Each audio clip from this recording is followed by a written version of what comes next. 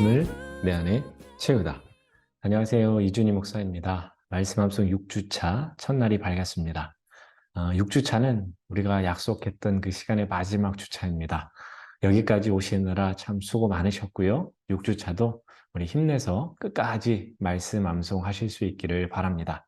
그러면 오늘 암송할 말씀 함께 보겠습니다. 오늘 암송할 말씀은 누가복음 4장 18절에서 19절입니다. 주의 성령이 내게 임하셨으니 이는 가난한 자에게 복음을 전하게 하시려고 내게 기름을 부으시고 나를 보내사 포로된 자에게 자유를, 눈먼 자에게 다시 보게 함을 전파하며 눌린 자를 자유롭게 하고 주의 은혜의 해를 전파하게 하려 하심이라 하였더라. 아멘. 책의 앞부분에는 서문이 나옵니다. 서문은 책 내용의 흐름이 어떻게 시작되어 어디로 흘러갈지에 대해 적혀 있습니다. 오늘 암송할 말씀은 예수님의 사역이라는 책의 서문과 같습니다. 예수님은 조용하시지만 확실하게 자신의 사역을 준비해 오셨습니다. 기도 생활, 세례, 소명의 확인, 광야에서의 시험을 거쳐 마침내 사람들 앞에서 공개적으로 자신이 가야 할 길을 성경 말씀을 근거로 선포하십니다. 어떤 면에서는 세상을 향해 던지신 출사표와 같습니다. 오늘 암송할 말씀은 예수님이 나사렛 회당에서 읽으셨던 것입니다. 이사야 61장 1절 2절, 이사야 58장 6절을 적절히 섞어 인용하셨습니다. 이것은 메시아에 관한 것으로 그 시작은 주의 성령이 내게 임하셨다라는 것입니다. 이것은 예수님 자신이 하나님께서 약속하신 메시아라는 것을 나타내시는 것입니다. 또한 사명의 시작점이 성령이라는 것을 주목하십시오. 성령이 임하심으로 공생의 사역이 본격적으로 시작되었음도 나타내십니다. 예수님의 사명은 가난한 자에게 복음을, 포로된 자에게 자유를, 눈먼 자를 다시 보게 함을, 눌린 자를 자유롭게 하시는 것입니다. 가난, 포로, 눈먼 것, 눌림 등은 우리 인간의 삶에서 오랫동안 사라지지 않는 문제들을 뜻합니다. 그러니까 예수님의 사역에는 이런 문제와 어려움을 해결해 주신다는 것이 포함되어 있습니다. 그렇지만 예수님을 사회운동가 혹은 정치인과 같이 사회의 고질적인 문제들을 해결해 주시는 분으로만 봐서는 안 됩니다. 예수님의 사명에서 가장 중요한 것은 영적인 구원, 복음 증거의 사역입니다. 사실 예수님의 사명은 하나님께서 이스라엘을 택하실 때 이미 주어진 것이었습니다. 그러나 이스라엘은 이 사명을 저버렸습니다.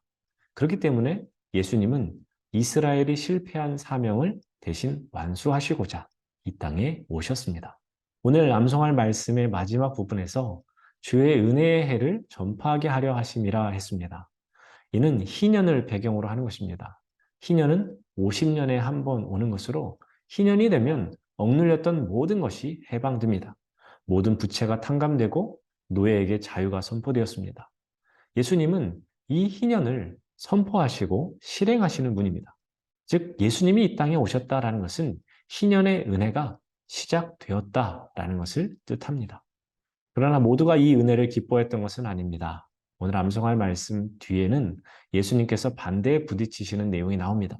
예수님이 전한 말씀을 오해한 자들이 있고 예수님을 오랫동안 봐왔던 고향 사람들로부터는 배척받으십니다. 그러나 예수님은 요지부동이십니다.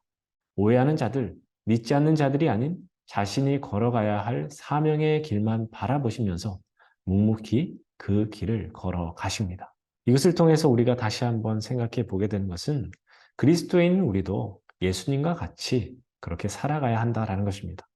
예수님과 같이 내게 주신 사명, 그리고 그 사명을 주신 하나님만을 바라보며 묵묵히 나의 길을 걸어가는 것, 그것이 우리가 마땅히 행해야 할 삶이요 행동입니다.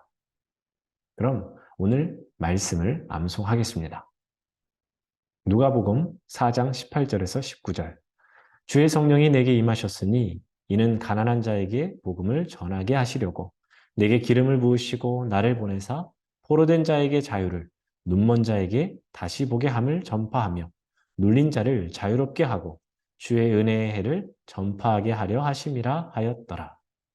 주의 성령이 내게 임하셨으니 이는 전하게 하시려고 내게 기름을 부으시고 나를 보내사 포로된 자에게 자유를, 눈먼 자에게 다시 보게 함을 전파하며 주의 은혜의 해를 전파하게 하려 하심이라 하였더라.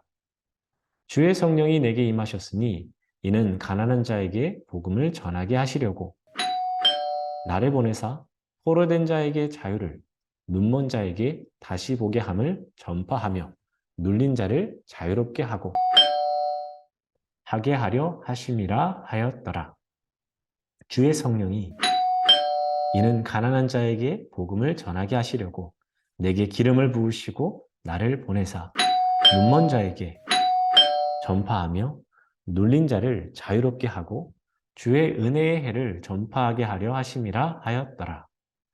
주의 성령이 내게 임하셨으니 이는 가난한 자에게 복음을 전하게 하시려고 내게 기름을 부으시고 나를 보내사 포로된 자에게 자유를, 눈먼 자에게 다시 보게 함을 전파하며 눌린 자를 자유롭게 하고 주의 은혜의 해를 전파하게 하려 하심이라 하였더라.